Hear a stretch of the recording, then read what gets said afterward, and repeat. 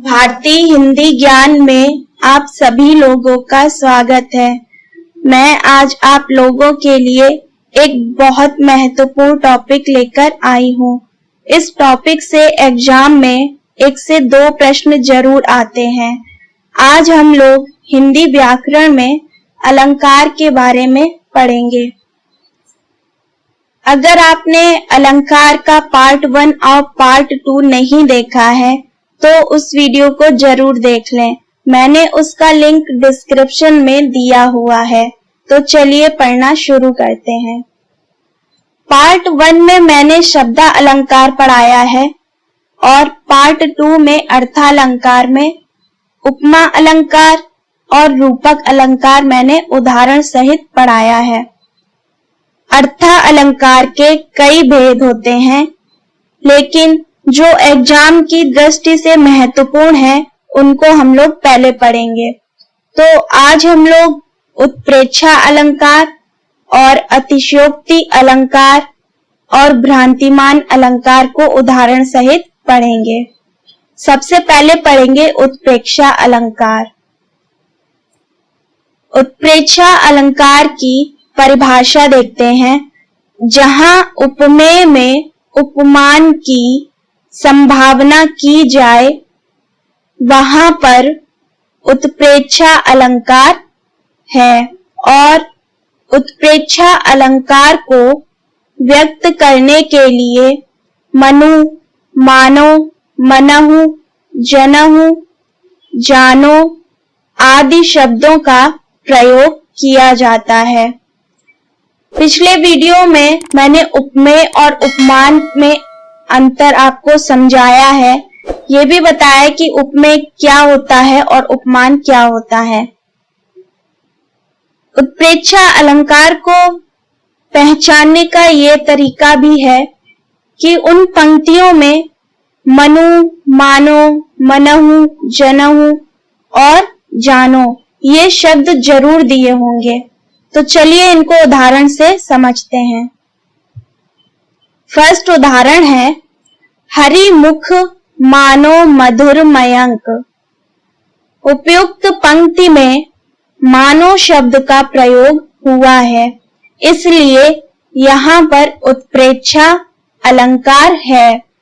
देखिए इस पंक्ति में मानो शब्द दिया हुआ है और इससे हमें पता चलता है कि ये उत्प्रेक्षा अलंकार है।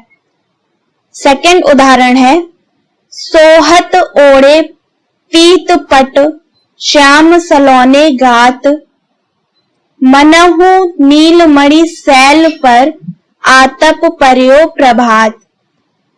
उपयुक्त पंक्ति में मनहु शब्द का प्रयोग हुआ है, इसलिए यहाँ पर उत्प्रेक्षा अलंकार है। उत्प्रेक्षा अलंकार में मनहु शब्द भी आता है, तो इससे हमें पता चलता है कि यहाँ पर उत्प्रेक्षा अलंकार है। इसी तरह नेक्स्ट उदाहरण देखते हैं हम लोग। पुलक प्रकट करती है धरती हरित तृणों की नोकों से मानो झूम रहे हैं तरु भी मंद पवन के झोंकों से। उपयुक्त पंक्ति में मानो शब्द का प्रयोग हुआ है, इसलिए यहाँ पर उत्प्रेक्षा अलंकार है। देखिए इस पंक्ति में यहाँ पर मानो शब्द का प्रयोग किया गया है, इससे हमें पता चलता है कि ये उत्प्रेक्षा अलंकार है।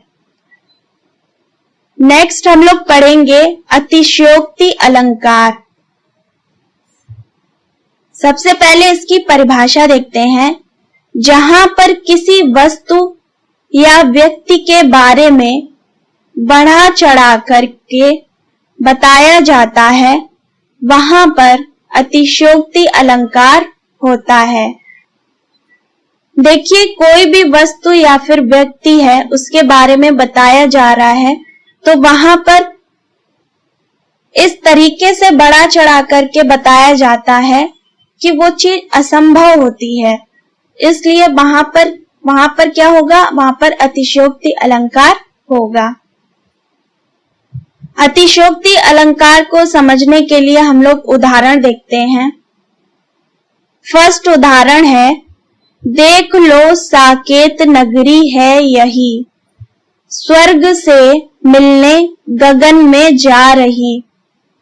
उपयुक्त पंक्ति में साकेत नगरी के बारे में बढ़ा चढ़ाकर बताया जा रहा है, इसलिए यहाँ पर अतिशयोक्ति अलंकार है। यहाँ पर साकेत नगरी के बारे में बात हो रही है, लेकिन उसके बारे में बताया जा रहा है कि वो स्वर्ग से मिलने गगन में जा रही है। इतना बड़ा चढ़ाकर बताया जा रहा है, इसलिए यहाँ पर अतिशयोक्ति अलंकार है। नेक्स्ट उदाहरण देखते हैं हम लोग। हनुमान की पूंछ में लग न पाई आग, लंका सारी जर गई, गए निशाचर भाग। उपयुक्त पंक्ति में हनुमान जी की पूंछ में आग लगने से पहले ही सारी लंका नगरी जल गई और निशाचर भाग गए। यहाँ पर पंक्तियों को बड़ा चढ़ा करके बताया जा रहा है, इसलिए यहाँ पर अतिशयोक्ति अलंकार है। देखिए यहाँ पर कहा जा रहा है कि हनुमान जी की पूंछ में आग लगने से पहले ही लंका पूरी जल गई है और निशाचर भाग गए हैं। तो देखिए ऐसा एक असंभव चीज बताई जा रही है कि आग लगने से पहले ही पूरी लंका जल चुकी है। तो यहाँ पर क्या होगा? यहाँ पर अतिशयोक्ति अलंकार होगा। इसी तरह नेक्स्ट उदाहरण देखते हैं इसका। धनुष उठाया ज्यों ही उसने, और चढ़ाया उस पर बाण, धरा सिंधु नभ कापे सहसा, विकल हुए जीवों के प्राण। उपयुक्त पंक्ति में बताया जा रहा है कि जैसे ही अर्जुन ने धनुष उठाया और उस पर बाण चढ़ाया, तभी धरती, आकाश और नदियां कांपने लगी, सभी जीवों के प्राण निकलने को हो गए। अतः इस पंक्ति में बड़ा चढ़ाकर बात की जा रही है, इसलिए यहाँ पर अतिशयोक्ति अलंकार है। नेक्स्ट अलंकार हम लोग पढ़ेंगे भ्रांतिमान अलंकार। सबसे पहले इसकी परिभाषा देखते हैं। जहां पर अत्यधिक समानता के कारण एक वस्तु में किसी दूसरी वस्तु का भ्रम होता है, वहां पर भ्रांतिमान अलंकार होता है। भ्रांतिमान अलंकार में अत्यधिक समानता मतलब दो चीजों में इतनी ज्यादा समानता होती है कि उसके कारण भ्रम होने लगता है, भ्रम की स्थिति हो जाती है वहां पर। इसलिए यहाँ पर कौन सा अलंकार होगा? भ्रांतिमान अलंकार होगा। इसको हम लोग उदाहरण से समझते हैं।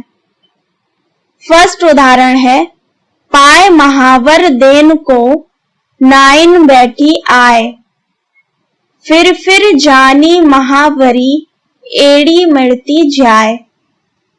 उपयुक्त पंक्ति में कहा जा रहा है कि नायिका के पैर में महावर लगाने के लिए नाइन आ बैठी है, किंतु उसकी एड़ी स्वाभाविक रूप से इतनी लाल है कि वह बराबर लगी हुई जानकर उसे मांझ कर धोने लगती है। पैरों में महावर लगाने से पूर्व पहले की लगी हुई महावर को धो दिया जाता है।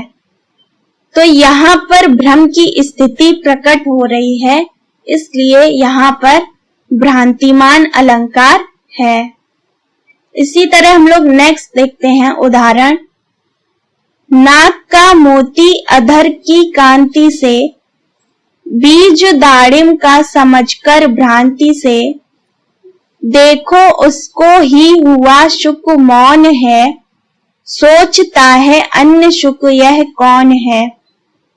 उपयुक्त पंक्ति में तोता उर्मिला की नाक के मोती को भ्रमवश अनार का दाना और उसकी नाक को दूसरा तोता समझकर भ्रमित हो जाता है।